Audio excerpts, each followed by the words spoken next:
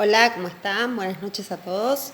Siguiendo un poco con lo que tiene que ver con la teoría del segundo cuatrimestre, es que hoy vamos a ver a Michel Foucault, ¿sí? Y sus nociones, haciendo un recorrido por algunas de sus obras y sus nociones del poder, ¿sí? Vamos a ver hoy a Michel Foucault desde un lugar, desde varios lugares, ¿no? Pero siempre desde un lugar de enunciación, ¿sí? Llevando su palabra.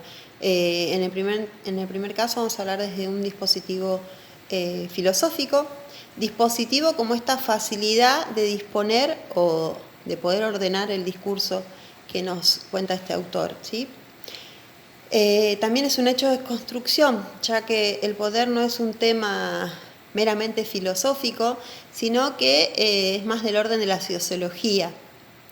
Y también tomo esto con la certeza, ¿no?, de que nuestra formación contiene una epistemología convergente, ¿no es cierto?, que toma y abraza todas otras ciencias como el materialismo histórico, el psicoanálisis, la sociología, y que esto nos va a permitir mirar o abordar este autor desde diferentes y múltiples perspectivas, ¿no es cierto?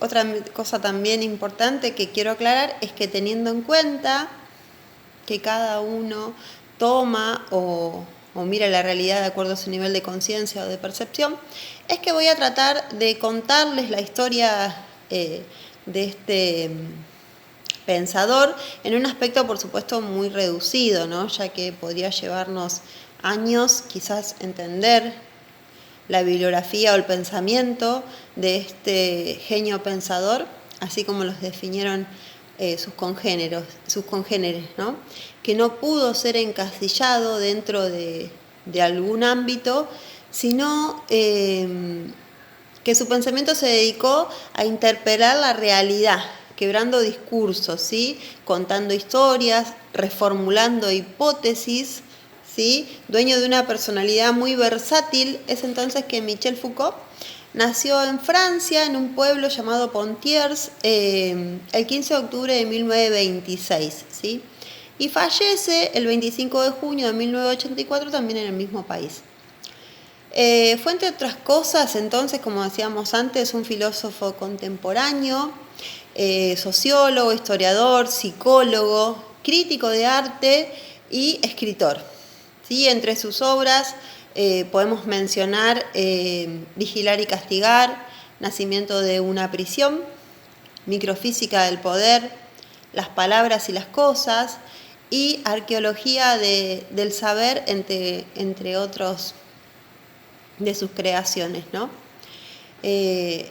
Michel Foucault es conocido principalmente por sus estudios críticos hacia las instituciones, ¿sí?, en especial la psiquiatría, la medicina, las ciencias humanas, el sistema de prisiones, con esto de vigilar y castigar y el nacimiento de las prisiones. Él es como, con esto analiza todos los sistemas de control y de dominación que existen, ¿no es cierto? Y dedica mucho tiempo de su vida también al estudio de la sexualidad, ¿sí? Sus análisis sobre el poder y las relaciones de poder, conocimiento y discurso fueron ampliamente debatidas. Y después vamos a hablar en términos desarrollados por él como biopoder o biopolítica, ¿sí? Una palabra que define a este pensador justamente es poder, ¿sí? Sin embargo, él no puede definirlo, ¿sí?, sino que lo cuenta, lo narra, lo revisa y desarrolla el poder de una manera fascinante, e inclusive realiza teorías sociológicas al respecto. En Argentina, vale decir, es un comentario aparte, se lee mucho más Foucault que en otros países, ¿sí? Se lo trabaja desde diferentes miradas, desde la mirada de la psicología, de la mirada de las ciencias sociales, desde el arte, el derecho, desde la literatura y en algunas carreras de medicina, ¿sí?, en términos de salud y enfermedad. Foucault define entonces a las enfermedades mentales como producto de enajenaciones sociales, ¿sí?, no como una patología orgánica, biológica en sí mismo, sino como una consecuencia de esto mencionado. Es el pensador de la desnaturalización. Buscó siempre cuestionar los hechos naturales o naturalizados socialmente. Él apuntó con su mirada a desnaturalizar la salud. Esta transformación salud-enfermedad es para él el producto de cambios sociales. Es decir, para que este binomio salud-enfermedad funcione, necesitamos realmente desnaturalizarlo y sacarlo del funcionamiento real de la naturaleza. Él se opone a esto y dice que es un constructo, una construcción de sentido, donde el ser humano y el entorno se modifican mutuamente, va a decir el autor, ¿no es cierto? Luego vamos a continuar hablando de él, haciendo como un pequeño paneo de un libro que se llama Las palabras y las cosas, ¿sí? Donde metafóricamente él retoma esta frase que dice Nietzsche, que Dios ha muerto. Él va a reafirmar que el hombre ha muerto, hablando del hombre como una construcción reciente, ya que antes del siglo XVII no se concebía a este hombre como tal, ¿no? Ese ser humano que creía que podía explicar y transformar la realidad, que se creía dueño del mundo, este sujeto que es este mismo sujeto que también define Freud con sus 3 heridas narcisistas, ¿recuerdan? Revela a este sujeto como un sujeto sujetado, que se encuentra con el lenguaje, que se encuentra con el poder, que se encuentra con la economía, el mercado, que se encuentra con esto tan revelador que descubre Freud, que es el inconsciente. Entonces todas estas fuerzas sujetan al sujeto y lo determinan como tal, ¿sí? Este sujeto que piensa y a su vez lo piensan, que usa el lenguaje como también es hablado por él, ya que no es el hombre el que habla, sino que el lenguaje habla a través del hombre. Y como decía también Freud, somos hablados por el inconsciente, ¿no es así? Todo esto entonces conforma a este sujeto construido, ¿sí? Foucault va a llamar a esto la tragedia del yo, ¿sí? Lo va a describir metafóricamente.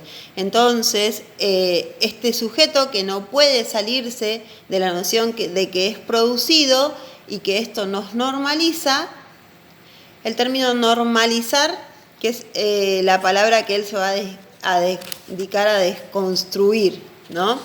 Cuando hablamos anteriormente de biopoder, vamos a hablar en términos de biopoder, que él lo utiliza para referirse a la práctica que usan los estados modernos de explotar numerosas y diferentes técnicas para subyugar los cuerpos y controlar la población.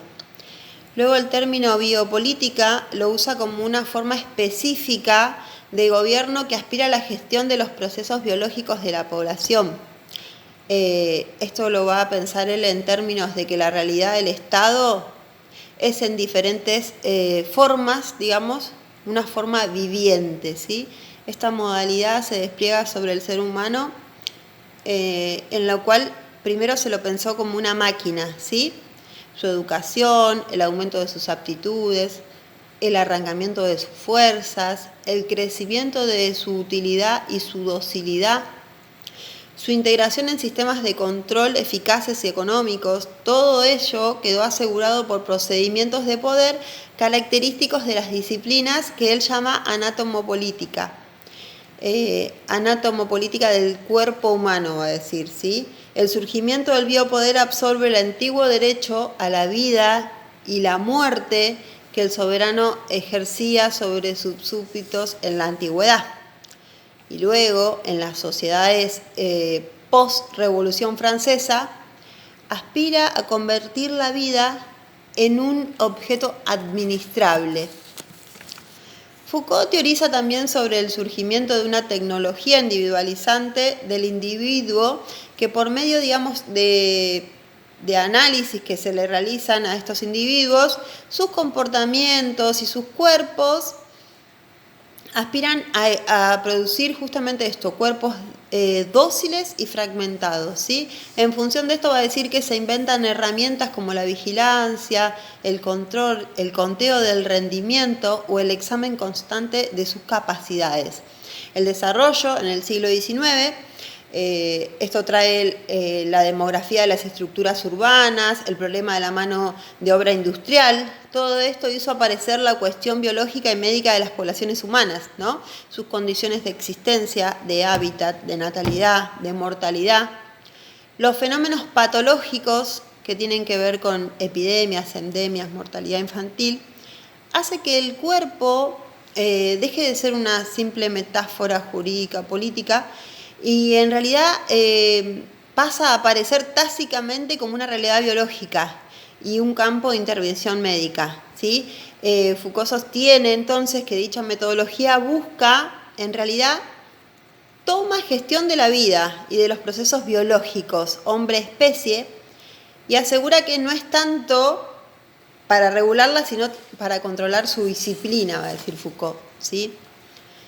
Después otro aspecto de Foucault a nivel social, todos sabemos y entendiendo que el ser humano es social por naturaleza y que acostumbra a relacionarse de manera jerárquica, el modo en que todas las personas usamos el poder, va a decir él que es un aspecto fascinante, ¿sí? En este sentido, Michel Foucault fue capaz de analizar este tema con mucha profundidad. Según Foucault, el poder designa relaciones entre los sujetos, que de algún modo forman parte o conforman algún tipo de asociación o grupo, ¿sí?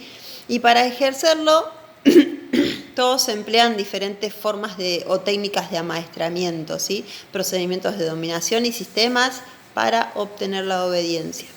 Por ejemplo, si vamos a citar un ejemplo de un centro educativo, ¿se acuerdan cuando hablamos de instituciones? Bueno, por ejemplo, desde la estructura del edificio hasta los roles que cada una de las personas que allí conviven juegan, pasando por todas las actividades pautadas y los signos que contienen, todo forma parte de un mismo objetivo. Dichos signos permiten saber el valor de cada uno de los niveles de saber. Las estrategias empleadas son igualmente repetitivas, ¿sí? Esto de la recompensa, el castigo, la jerarquía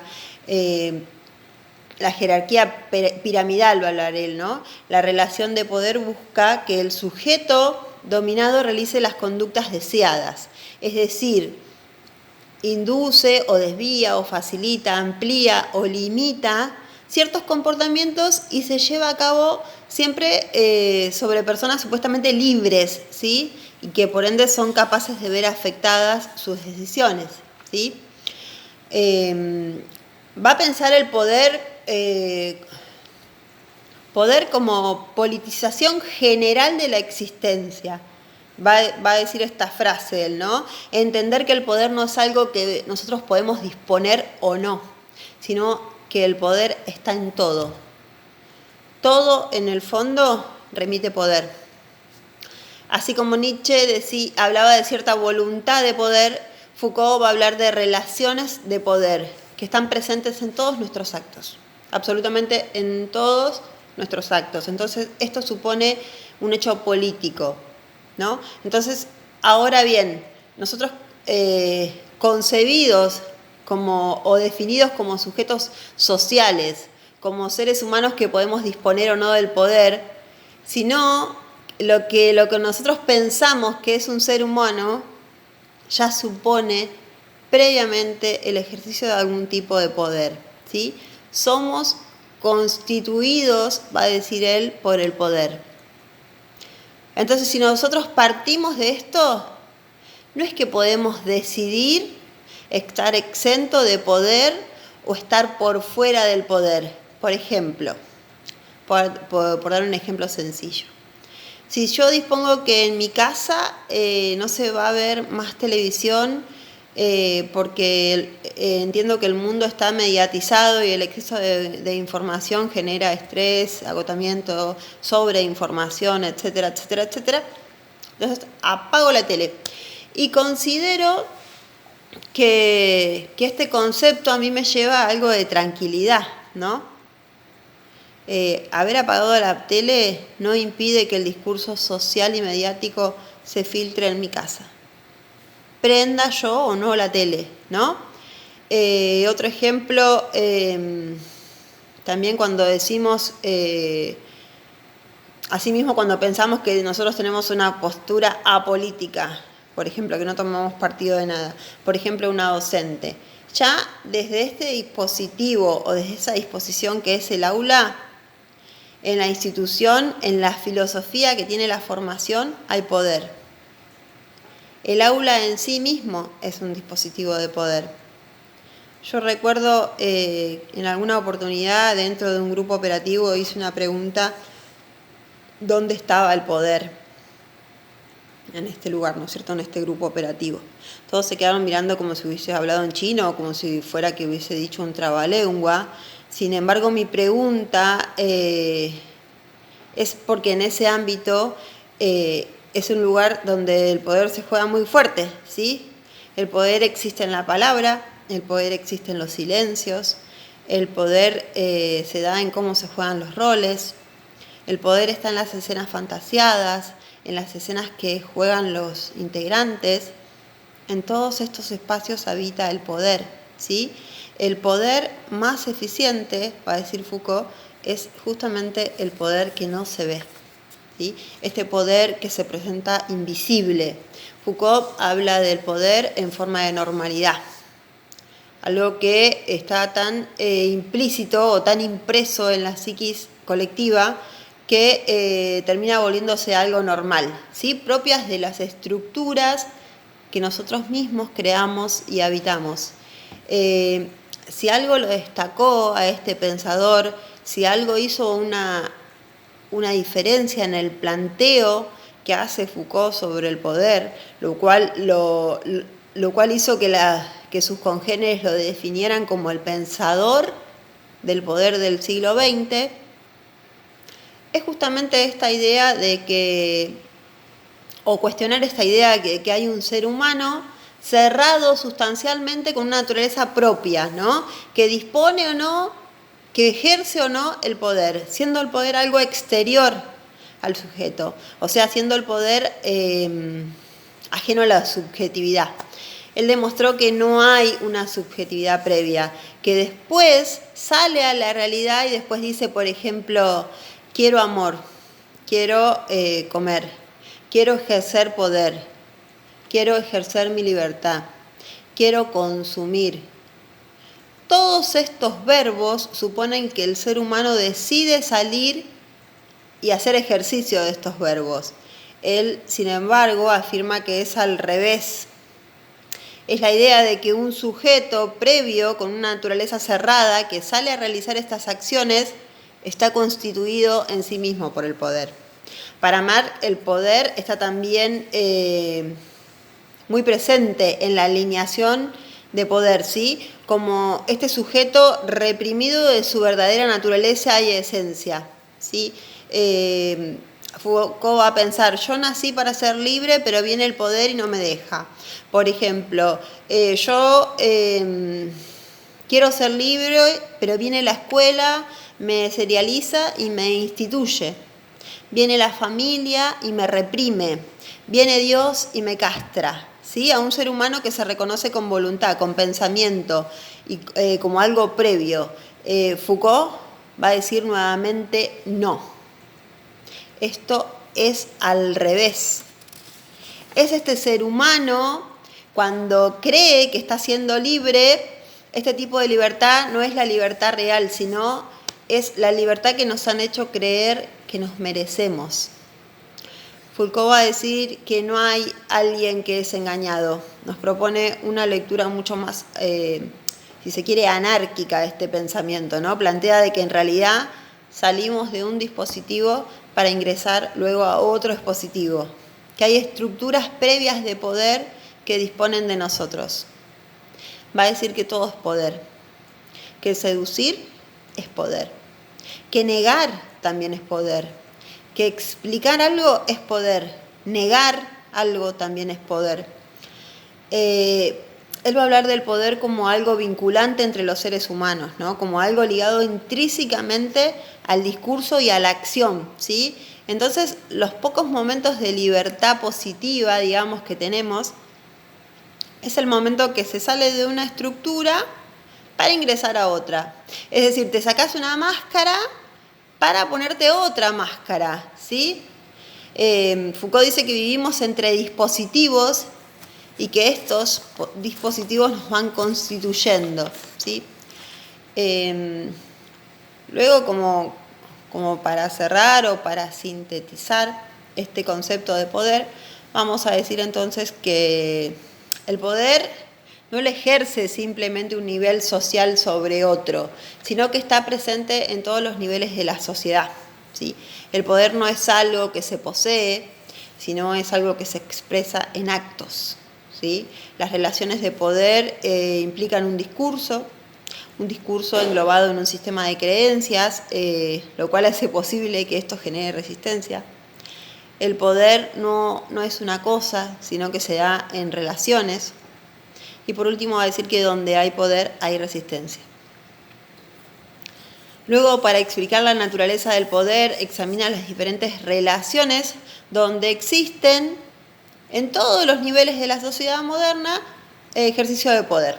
Por ejemplo, entre el individuo y el estado en el que vive, entre los empleados y los jefes, entre los padres y los hijos, entre miembros de organizaciones y grupos. Foucault reconoce que el poder ha sido y seguirá siendo la fuerza principal que estructura el orden social, ¿sí? En su libro, ahora vamos a desarrollar así rápidamente lo que tiene que ver con su libro Vigilar y Castigar. Habla de que en la antigüedad, digamos, se utilizaban muchos, como ustedes saben, los castigos físicos, ¿no? La gente era mutilada, bueno, asesinada, y etcétera, etcétera. Todos estos castigos físicos fueron sustituidos por un medio de controlar el comportamiento mucho más invasivo, ¿sí? Que él va a llamar la disciplina. Entonces, en todos estos, el establecimiento de todas estas instituciones, el valor del nacimiento de las prisiones, las cárceles, todo lo que tiene que ver con los asilos, los hospitales, las escuelas inclusive, caracterizó el ejercicio de un poder disciplinario destinado a impedir diferentes comportamientos, ¿sí? Él va a hablar, digamos, de la creación de instituciones que constituyen un entorno donde la conducta puede ser corregida y regulada y que permite, digamos, mantenerlos a todos vigilados y controlados, ¿no? Foucault analiza el funcionamiento de un panóptico. A ver si tengo acá, tenía un gráfico. Sí. Acá él va a hablar, les puedo mostrar bien. Sí.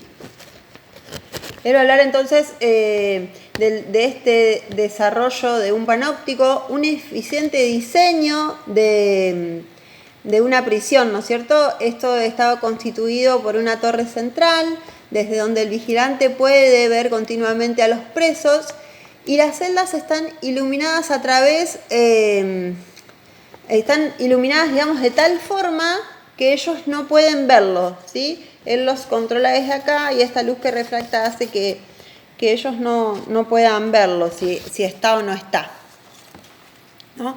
Esto tan significativo, el no poder estar nunca seguros de que si están siendo o no observados, hace que los reclusos se comportan como si siempre estuvieran siendo observados, ¿no?